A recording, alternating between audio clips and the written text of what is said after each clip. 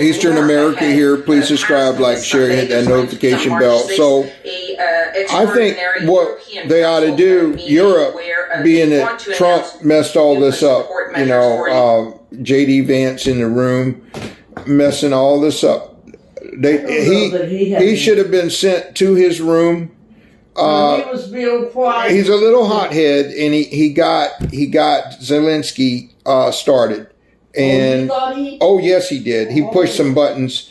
You know, when if someone comes to my house or your house or anybody's house, they should be respectful. Yeah. But the people that host the people should be respectful. Yeah. You know, just because I invite someone to my place or whatever, or someone invites them to their place, you should not be mean and rude and evil and angry, or even bait them.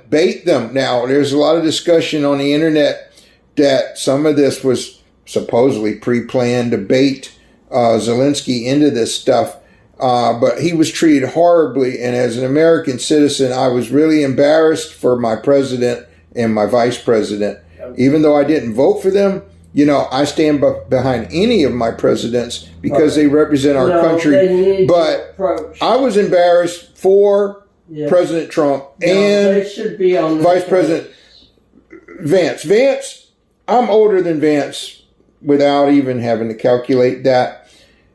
And as far as I'm concerned, he's too young to be a vice president. Well, he is young. To me, he's the youngest. As far as I'm concerned, he's a child. And this is really, you know, traditionally, I'm not familiar with vice presidents being in every freaking meeting that goes on. And this vice president should have been sent to his room or something. To train him. Well, he's got to train him for the next 4 years. Yeah. Well, first of all, the vetting to find someone that young to be a vice president who is going to obviously be on the ticket for president. And if Trump does some great things for this country, yes, he's going to be in line to be next president and probably get reelected. But this guy didn't deserve it. I don't see any of his qualifications just because he wrote some biography on his 39-year-old self, which I've never heard of a 30-year-old writing a biography. J.D. Vance wrote an autobiography about his exciting life. Well, you know what? I can get out of bed and put my shoes on in the morning, and that is exciting for somebody. But I'm not going to buy some kid's book. You know, if I was a child, I'd go to the library and get a children's book. As far as I'm concerned, any book that this guy wrote is a children's book. And yes, a child can read J.D. Vance's autobiography and all that. But he is not that in a bag of chips. I'll put it that way.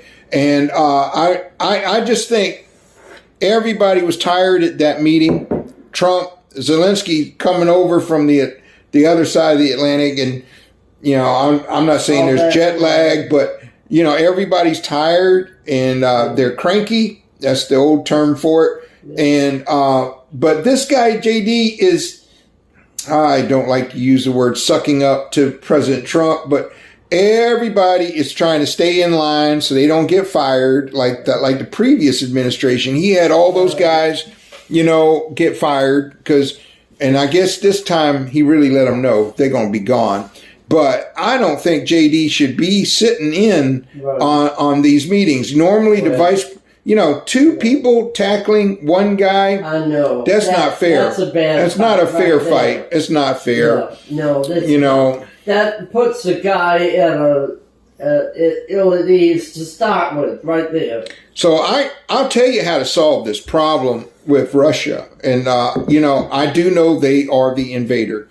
And I'm about all human beings. I know the people of Russia are not responsible for this war. It is that government, the man himself, Mr. Putin. And you know, I never met the man, but I will tell you how to solve this war. It should have been done early.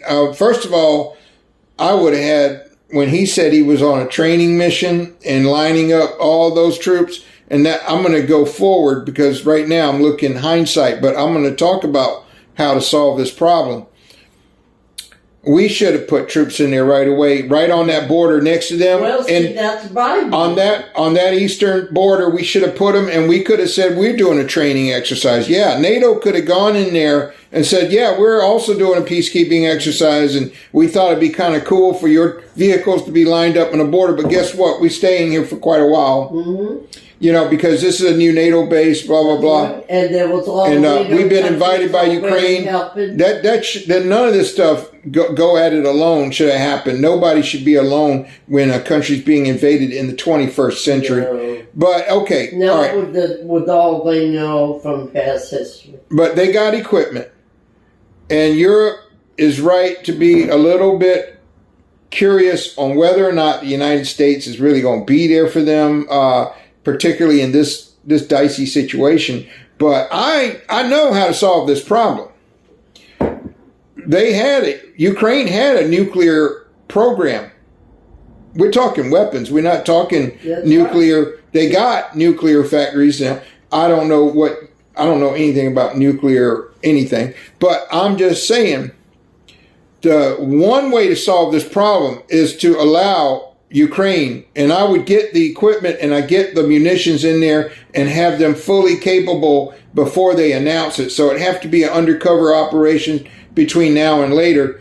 And then finally announce, hey, we got tactical nuclear weapons. Ready. Tactical nukes. Ready. Tactical nukes, just for anyone that doesn't know, are controlled detonations that can have a smaller blast radius, less radiation fallout than a major nuke that we're traditionally familiar with. Scare the hell out of them. You take Munich out, you take out other parts with weapons bases, and people, yes, you give them an ultimatum that they have X amount of time to withdraw their forces completely out of the Donetsk and all that, out of Crimea and everything. Just pull out, give them, and show them, tell them you do a demo, and it will be non-payload, and launch a tactical nuke without the nuclear warhead. Just and tell them you're going to knock it, let it land in Siberia or something, just to give them a heads up. This guy is playing Russian roulette. Well, guess what? A lot of people pull that weapon on themselves and they get shot in the head. All the time. Yeah, well, he shot himself in the foot or the head, whatever you want to call it. So, Eastern America here, that's my 50 cents for today, based on yesterday's debacle on the talks. Today, okay, Google, what's today's date? Good for you. The 20th. It's Saturday, March 1st, 2025. Saturday, March 1st, 2025. So it's Saturday. I hope everybody has a great day wherever you are. Sorry, I didn't understand. One world, one people, Eastern America here. Please subscribe, like, share, hit that notification bell. Bye for now.